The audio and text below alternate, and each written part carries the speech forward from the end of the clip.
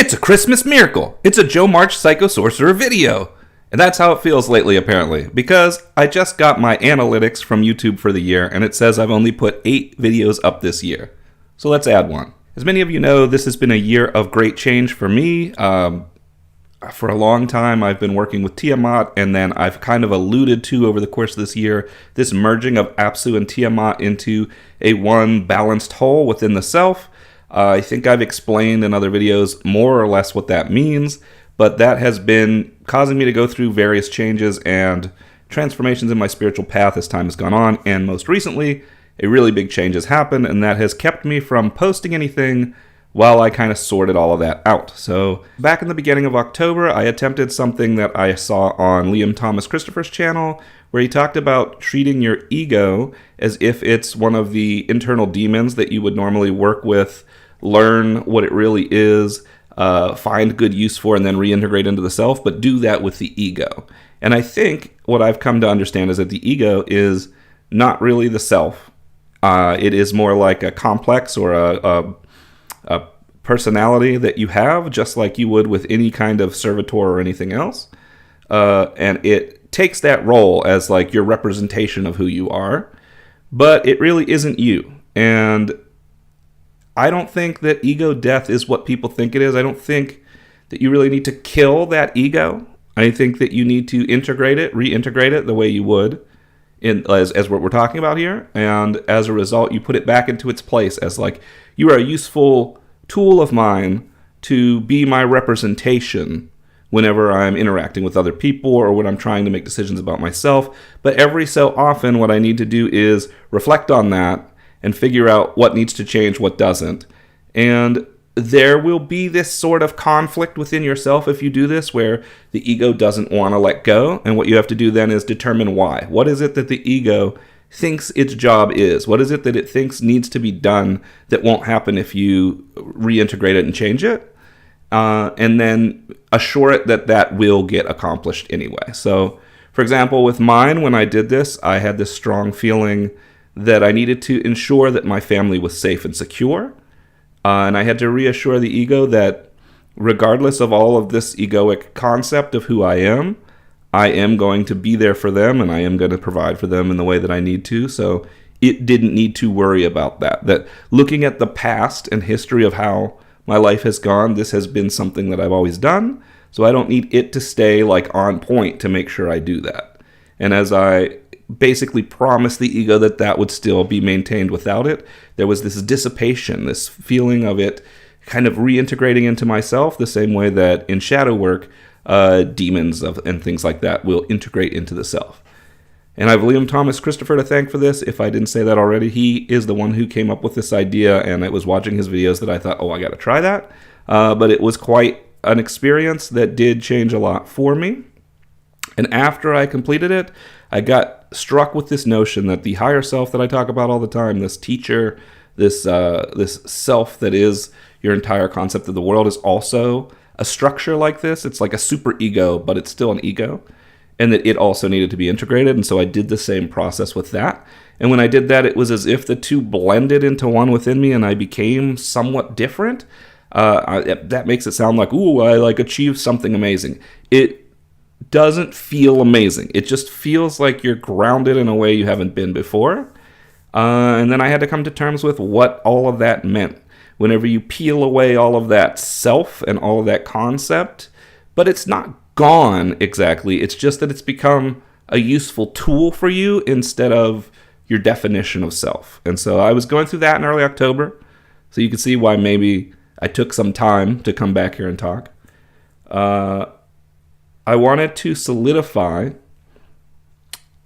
who I see myself as being someone who sees themselves as part of the eternity that exists incarnated, as opposed to just the way things were before. And with the hopes that that would better connect me to the eternity, which it did, by the way.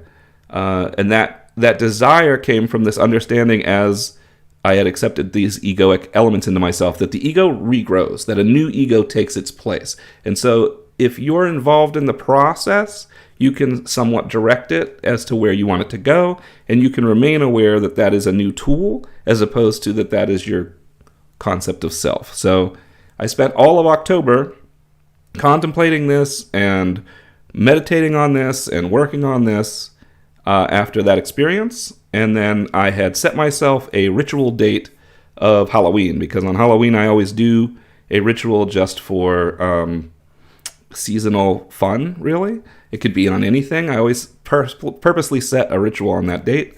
But as it got closer, I got this feeling that this ritual represented something else as well. It represented the last time I was going to do a ritual involving tools or a ritual at all. And that's because as I was prepping for this, I kept getting this understanding that the tools aren't necessary anymore. Now, I'm not saying that the tools have never been necessary, and I'm not saying you shouldn't use tools. And I'm not saying rituals aren't necessary or that you shouldn't use rituals. But I got this overwhelming feeling that for my next step, for what I'm going through in my spiritual path, I need to let go of the tools and let go of the ritual pomp and circumstance and get used to pulling these sort of things in naturally. If I want to speak to a deity, I need to silence my mind, reach out mentally, asking a question, and then be receptive. And I don't need anything else for it to work. And I need to trust in that. And that's part of this. And so all of that has to do with this greater connection to the eternity. If I want to stay in this state of being connected to the eternity, I also need to not build all this pomp and circumstance around it. It has to become an everyday, all the time thing. And so I, as of Halloween night, am restricted from using ritual tools, rituals, and stuff like that anymore in my practice. So that was also part of it. But I'm getting ahead of myself. I planned to have this ritual on that night where I accepted that all of that change was permanent, that this higher self ego and this regular ego were now within as tools, and that I would be able to take on this new sort of persona where I accept that I am connected to the eternity and look at life through that lens, but also understanding that itself is a tool. And I realized as I was doing this process what a ritual really is. And a ritual is really your deadline. So in the entirety of October, while I was working through contemplating all of these things and getting ready for this ritual, that was the real work. All of that was the actual work to transform the self in this way. Whereas the ritual date was your deadline. You had to have all the work done by then. And then you sit and do the ritual, but the ritual's point is to inform you that you're done.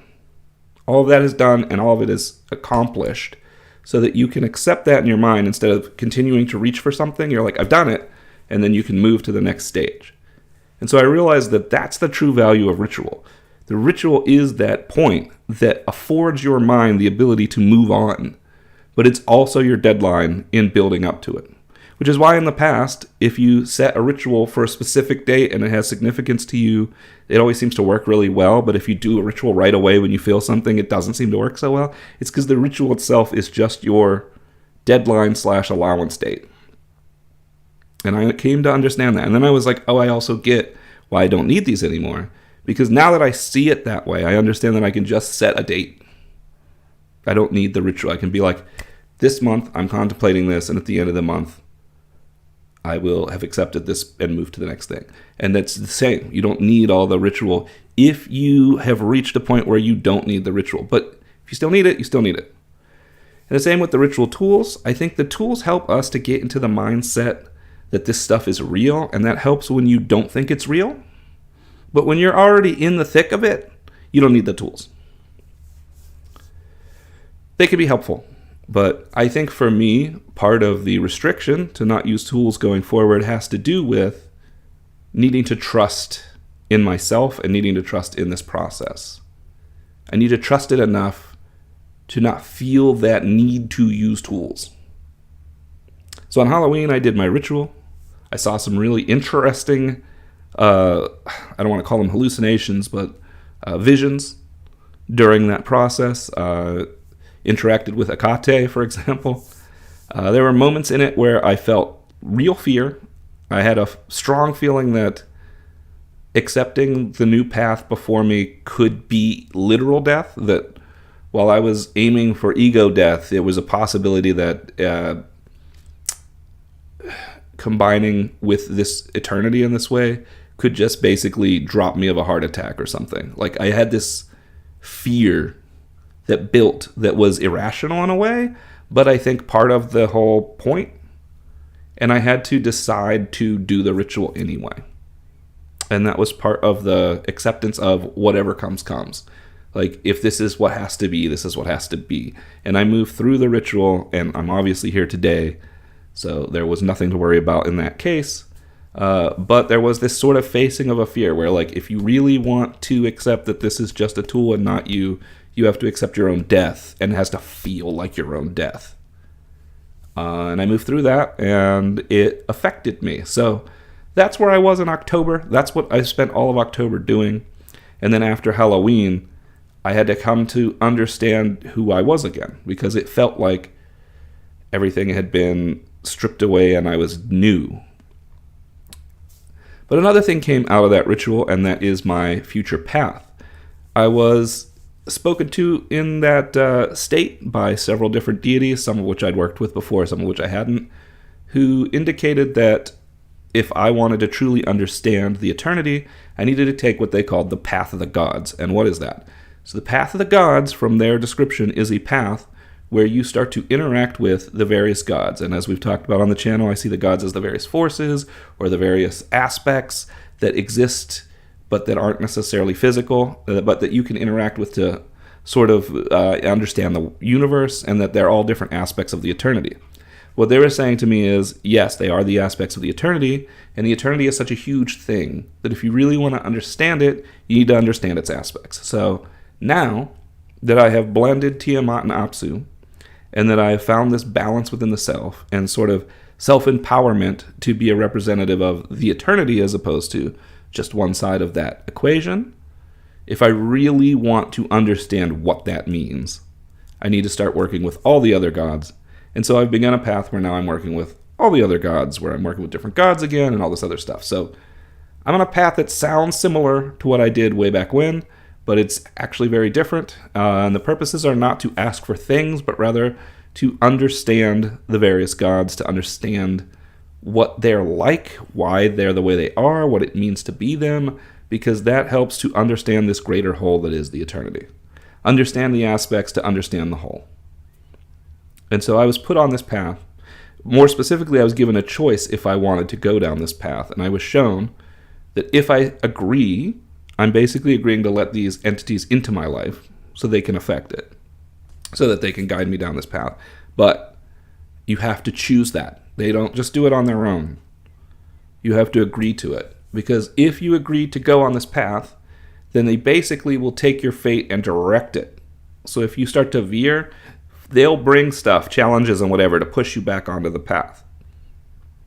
So accepting the path is accepting that you can't get off the path. So I had to think about it, but in the end I accepted this path. So what I saw in a vision before me was this sort of web of what I would call fate, where there were all these different strands that go in different directions. And upon accepting the path, it all changed into just a straight 2 lines with a crisscross in between. It's like, now you're on this path that goes one way, and if you try to veer, you're going to get pushed back into the right direction. That's how it's going to go going forward. And it's a little scary. I mean, you would think, oh man, that's comfortable. Now you know that no matter what you do, blah, blah, blah. But it means that if I slip up, I'm going to get pushed. It's not like, oh, it's going to be gentle. It's like, you're going to get pushed back into the path. You're going to be forced to go down the rest of the path because you have agreed to go down this path. So that's the path I'm on. I don't know how long it is. I got the impression that this could be something that lasts the rest of my life, maybe longer. There have been some indications in the visions I've had that this is an eternal path, and that has made me question that idea. Is there an afterlife then? Because usually, anytime I talk to deities or whatnot about that sort of thing, it's cagey. It's like, we're not supposed to talk about that. That's been my experience. I don't know about for you guys.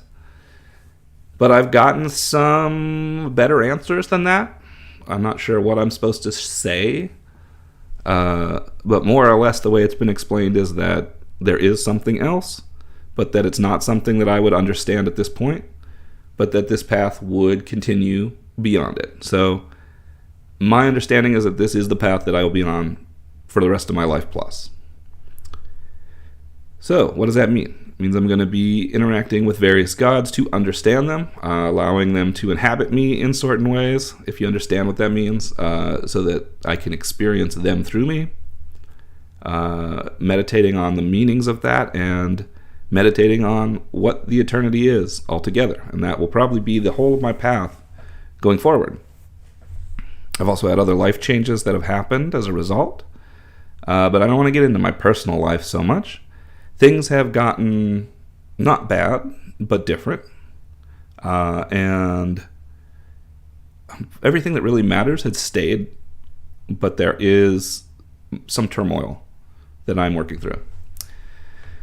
So I've written up different things. I've been requested by what I've seen in my visions to start a journal again and keep track of day-to-day, like what the interactions are and things like that. And then from that, I have created several documents on solid information that I've gleaned through my own gnosis. And I would like to share some of that with you. Of course, that's going to sound like that Veritas Tiamat stuff, where it's a little pretentious because that's my writing style. But I think you'd find it interesting. So let's get started with the basics. The eternity might seem like a review of my other videos, but this is where I started. So let's define the eternity. Existence is an ever-growing spiral emerging from a single point. Its arm, emerging from that point, is also made up of spirals, each growing out of their own single points. The arms of these spirals each are made up of spirals growing out of their own single points, and so on, and so on, and so on. Existence is a fractal pattern, its smaller parts containing an exact match of its larger parts. Look anywhere and you will see the eternity. As the ancients say, as above, so below.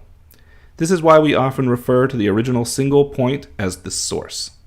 It is from that point that everything else sprung, but it is impossible to ever tell if that point is the true origin or just another point along an infinite string of sources. When looking at the entire structure, we call that the all. It is everything that exists. And when adding to that the idea that the structure is also everything that ever was and ever will be, we call that the eternity. Is the eternity in the process of growing and becoming, or has everything that will be already come to pass? That is a question beyond our grasp. It seems, when observing the eternity in a dream, one can move to any point along its growth and experience any stage of the all. That would indicate that the eternity is larger, encompassing all states of the all within it. However, this does not answer if we can see the all's final state, or if there even ever is one. The eternity is, by its very nature, infinite. There is no end and no beginning. This can play havoc with the mind, as we are used to seeing things in a finite way. And thus, it turns out, our question about the eternity is flawed from its inception. The real question should be, does the eternity change, or is it fixed? And if the eternity changes, has it already changed and therefore appears fixed? Or are there changes that can occur which have not already come to pass? Meditating on this question brings interesting results. With enough time soaking in this question, the student realizes that the answer does not matter. Our experiences and interactions either bring about change or bring about the already required final stage. In either case, we are part of a grand drama unfolding in all directions. People who believe in what must be and people who believe we make our own destiny are both moving with full assuredness toward the inevitable next moment. Neither can predict with certainty what will happen, and both experience the drama in the exact same way. Connecting to the eternity. We are all one being, existing through multiple forms. This includes all humans, all animals, all plants, all rocks, all ideas, all forces, everything. Regardless of how aware any of us are to this truth, it remains so. No human can exist without the environment around them. No environment can exist without inhabitants to observe it. We experience the illusion of separation so that we may know ourselves. There are many ways to come to experience union with the greater eternity. Some use meditation, some use chemical or plant medicine, some can simply feel it in the right moment, and an experienced practitioner can choose to enter the state simply by letting go. This moment feels like connecting to the eternity, as if we have spent all of our time disconnected, but this is perhaps a misunderstanding. We are never truly disconnected from the eternity. It is impossible to be disconnected. We simply lose awareness of the connection, and so experiencing connection to the eternity is just becoming aware in the moment of the already existing connection.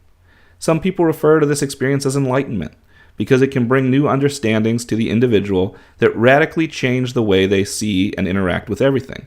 Each time a person connects, They experience what some would term an enlightenment experience. However, there are those who would seek the goal of being in this enlightened state permanently. You hear often of one who is enlightened, indicating they spend their life in this state. But we are not meant to remain in this state at all times. If we were, we would be in that state already. The eternity wishes to experience itself through the drama of separation. Our experience as separate beings is purposeful. It is okay for the actors of the drama to recognize they are in a play and use that realization to make their acting even better. But they must still act as if they are their characters, and this requires embracing the illusion of the drama being real. We can experience the enlightened state and take away from it understanding, but we must return to our lives with that understanding. It is not our place to retreat from life and seek only to experience the connection. As such, connecting to the eternity is part of a spiritual practice, but should not be the end-all goal of that practice. The connection is to obtain understanding, but we must bring understanding back to the individual experience. Ego death. The ego self is a character we make up. We can even talk to it like a separate person. The higher self is a character we make up. We can even talk to it like a separate person. When we join them together and relate to what they become as one, we get closer to understanding ourselves, but our true self cannot be conjured and talked to. We are much more than these parts, though these parts help us understand ourselves. Ego death is letting go of the belief that we are the ego. It is recognizing the ego is a concept, a mutable representation of a current picture of who we are. It is not really us, it is a tool. The same is true of the higher self. The ego you had as a child is not the same as the one you conjure now, nor was your understanding of existence, the higher self, the same as it is now. The ego and higher self you had 10 years ago is not the same one you conjure now. In fact, your ego and higher self from yesterday are not the same ones you conjure now. And understand, you do conjure your ego. It is not a tangible or permanent thing that exists within you. It is a character you assign yourself, a set of roles you accept in the moment. It is part of the drama that is your illusionary life as a so-called individual. So, ego death is not really a death at all, though it can feel like one. It is simply accepting the reality that has always been. Accepting what we really are removes the fear of losing who we are, because we realize we never really were who we thought we were. And now on to the path of the gods.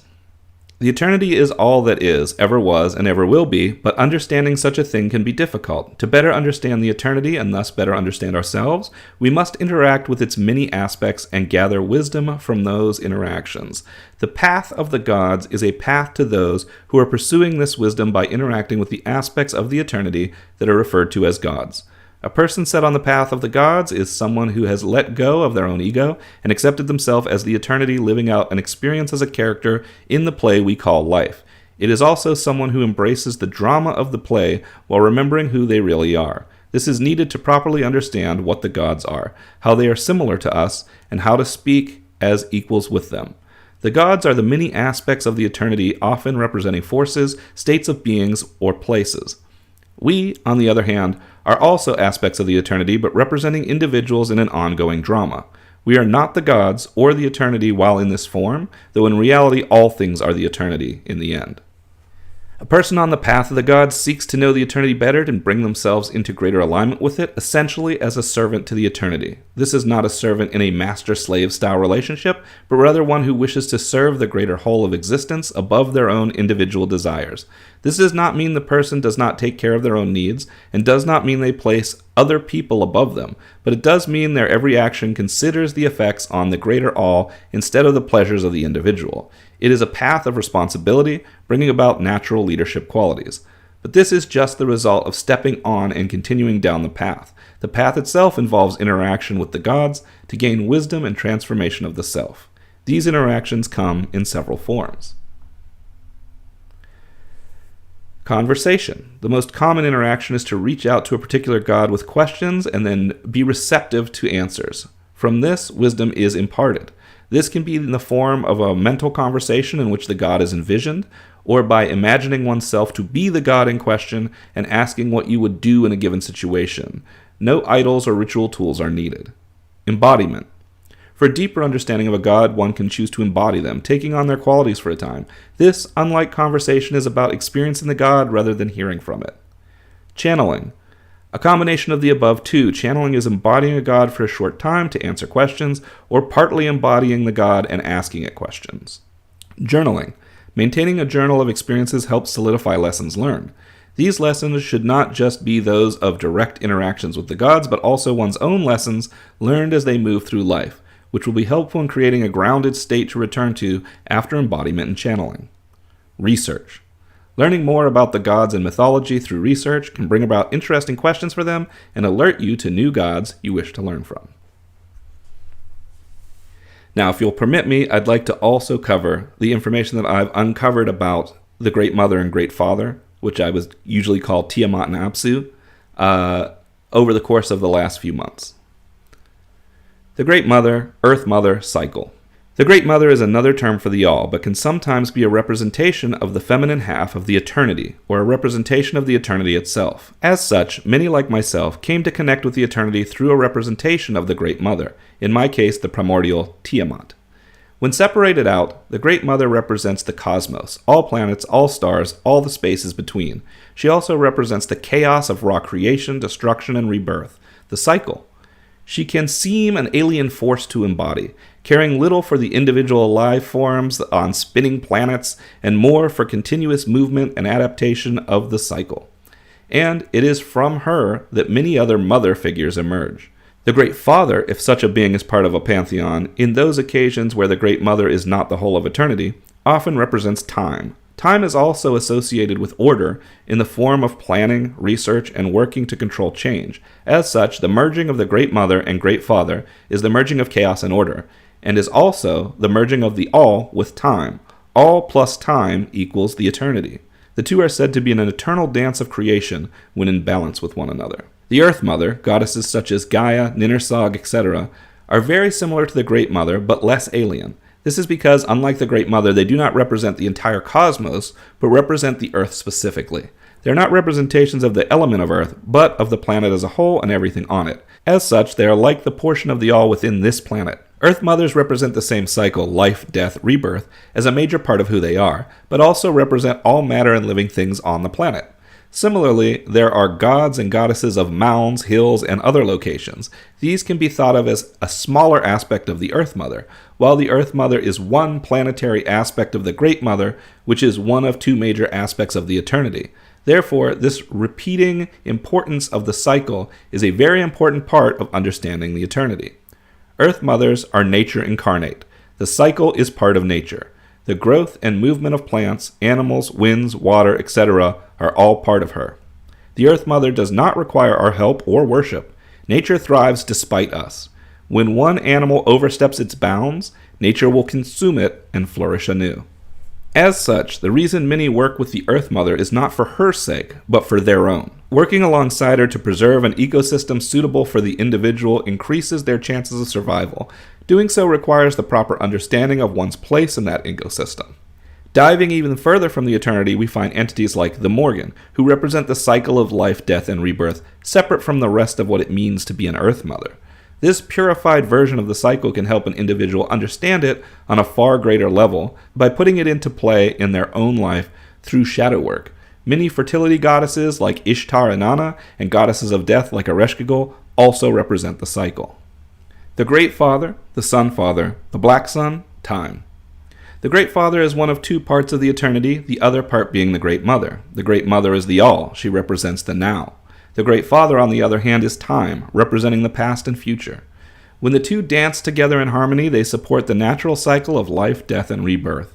The Great Mother experiences the cycle as it occurs. The Great Father brings meaning to the cycle. As such, understanding the Great Father is understanding what it means to view the passage of time and how knowledge of it leads to responsibility and order.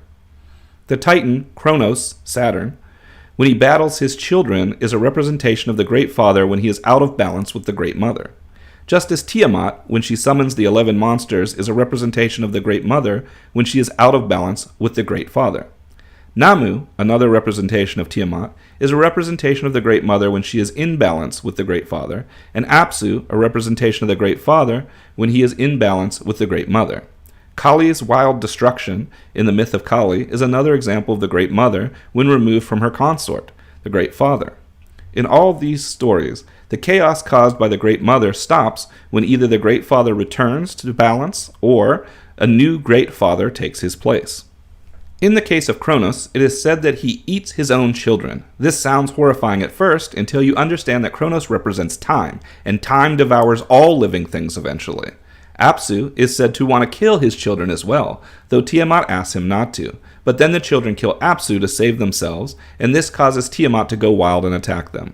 Perhaps in these cases, the Great Father is attempting to place lifespans upon the gods, as we ourselves die with time, and the gods are actually the aggressors, seeking a form of immortality. Regardless, when the Great Father is out of balance with the Great Mother, there is strife. The Great Father looks to use its understanding of time to control everything, while the Great Mother pushes back against this tyrannical approach by stirring up chaos. If the Great Mother is removed, the Great Father becomes a tyrant in full. If the Great Father is removed, the Great Mother becomes an incarnation of the wild whims of the now.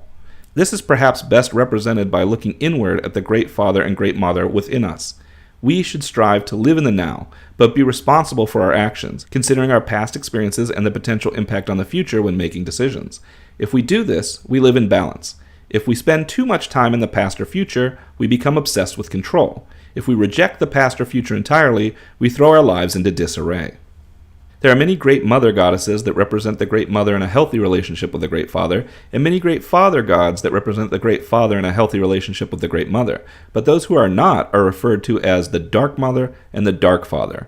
Just as the Earth Mother is similar to the Great Mother, but relates specifically to a single planet, the Sun Father is similar to the Great Father, but relates specifically to our solar system.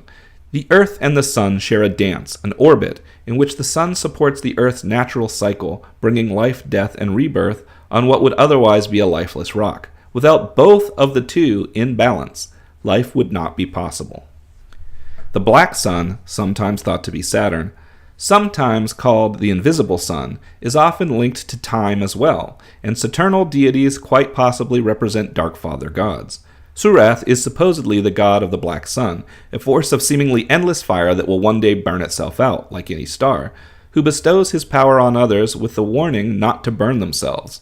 This father is not evil, but is a representation of the father without the mother, as Tiamat is the mother without the father. Working with both Tiamat and Surath, however, can bring you into balance as the two extremes cancel each other out.